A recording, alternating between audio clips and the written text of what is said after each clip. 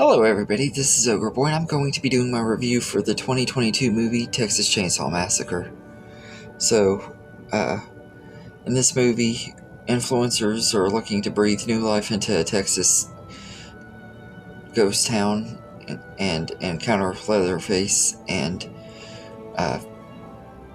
these two sisters have to try to find a way to stop him.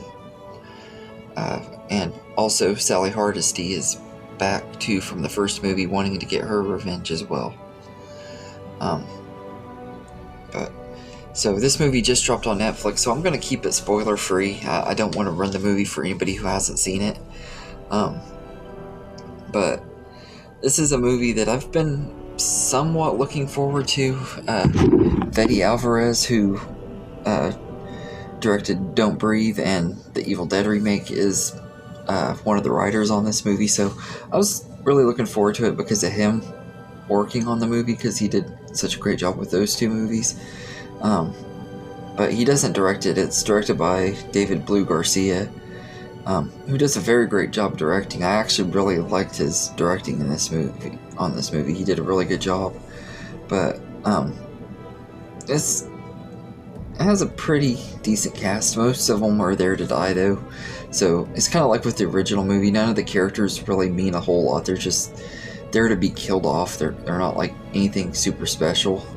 But they get some really brutal and great death scenes. So like, this is one of the most brutal Texas Chainsaw movies I've ever seen. And the remake and the beginning were both really brutal.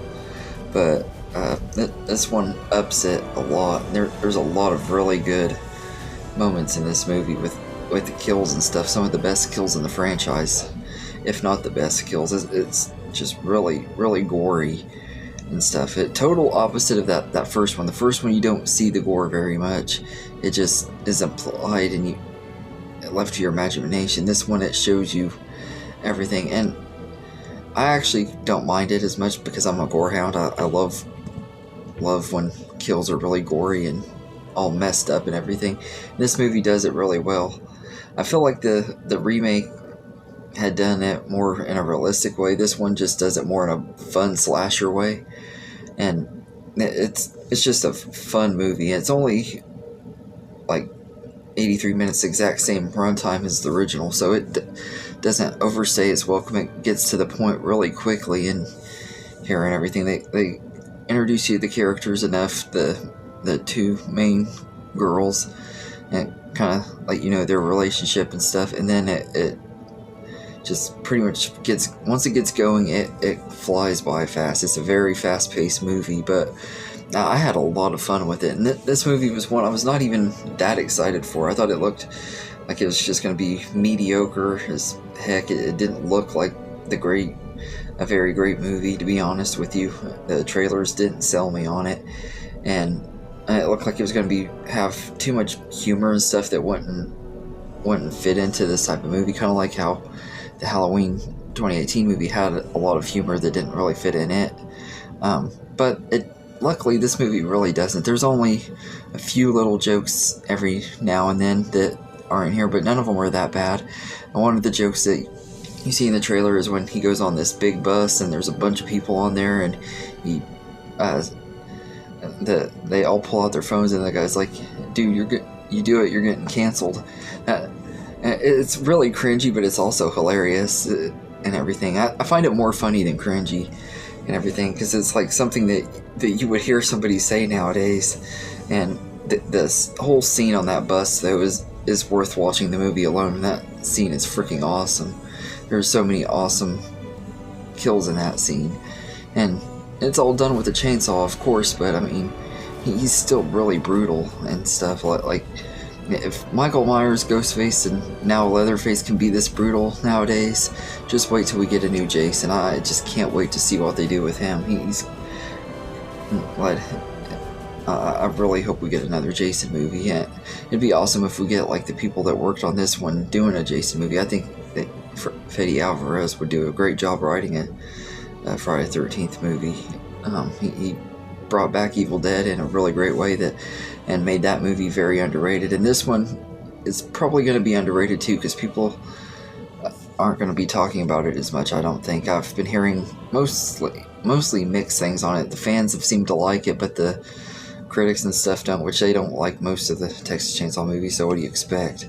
But this is a really, really fun movie. I really enjoyed it and everything. And the whole showdown stuff with Sally and Leatherface was really good too. I thought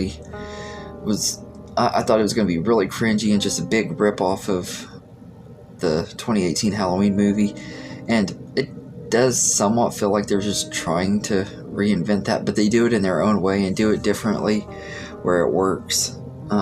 So it doesn't bother me. I actually really like the way they gave her more of a personality, because Sally didn't really have much of a personality in the original, so I did like that too. I wish Marilyn Burns was still around to play her, but the actress that took over did a really good job, so no complaints on that either. And all in all, I think this is a very great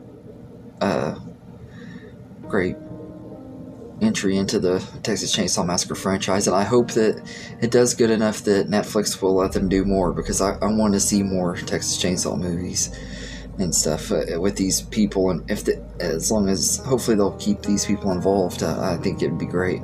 And also the cinematography in here is just absolutely amazing.